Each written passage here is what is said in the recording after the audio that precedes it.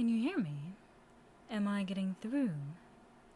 I wonder if you can recognize my voice after all this time. It's been what? 10 years? 10 long, long years. Oh, it looks like you do recognize it.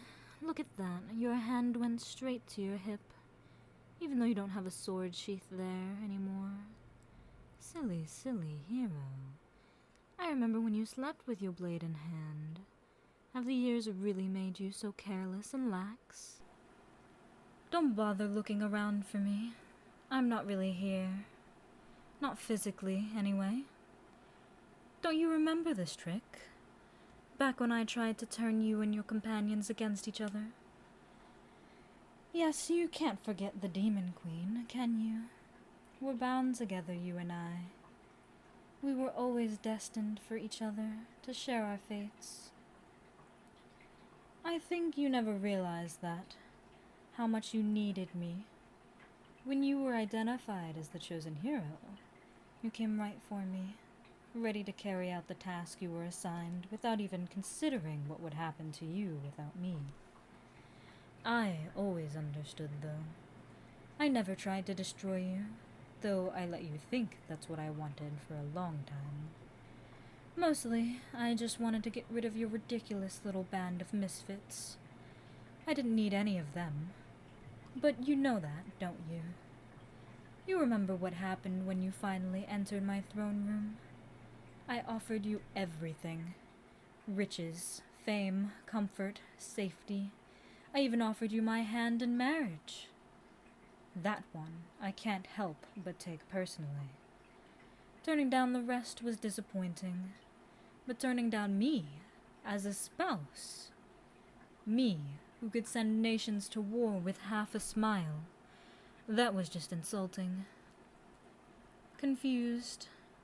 Oh, I'm sure you thought you killed me. How naive.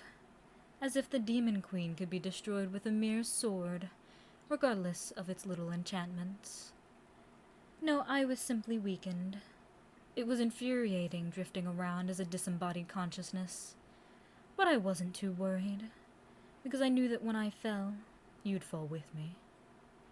Oh, you don't think so? Well, look at you. You practically live in a shack. You have to grow your own food. You're barely getting by. Don't lie to me, little hero. I've been watching you. I saw everything. When you and your friends returned, I'm sure everything must have seemed so wonderful. The whole world was cheering your names. But you can't ride the rest of your life off of a single victory, no matter how glorious. Your little friends understood that. They thought about what was next. They used their fame to start new careers as mercenaries or soldiers. I believe one of them actually became a politician, actually. I rather liked that one, you know. But you, the hero, no, you couldn't use your fame to open doors. It was selfish, you thought. You told the king you were at his disposal, to send wherever you were needed. Ah, my poor, clueless hero. With everyone shouting your accolades, I don't think you could imagine a world where you weren't needed. But it's the very world that you created. With me gone, there was nothing that required your might. Sure, the king sent you on missions for a while, but you were just too much. None of the conflicts you were sent to resolve really needed you. There was no one strong enough to warrant your involvement. And besides, your skills weren't really all that useful there. Most conflicts in the world aren't won by a single overwhelmingly powerful person. One person can be planned around and avoided. A larger, more versatile force is usually what's needed, unless you're facing something like me. And so you became a relic. Something to hang over the fireplace and admire, but never use. You were master of ceremonies for a while. A celebrity to make appearances and get the crowd excited. And then finally, you weren't even that. The common folk were fickle, and the longer you went without doing anything, the less excited they were to see you. And so, here you are. The king promised a generous allowance for your service, but he didn't really have much reason to honor that once people stopped caring about you. Just look at you, the hero, the one who saved all of mankind, penniless and having to live in squalor.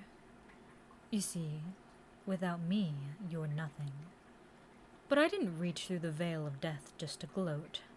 You may not believe me, but it brings me no pleasure to see you like this.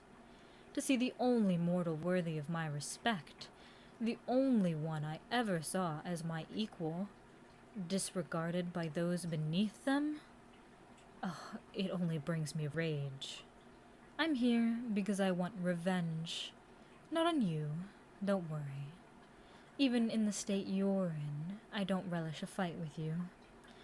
No, I want revenge on the vile fools that set you against me in the first place, who convinced you that I was the enemy. You may think that I am, but I don't have to be. Did you ever wonder if you were on the wrong side? You still think along such simple lines. You want to talk about atrocities. Your kind has committed as many against us as we have against you.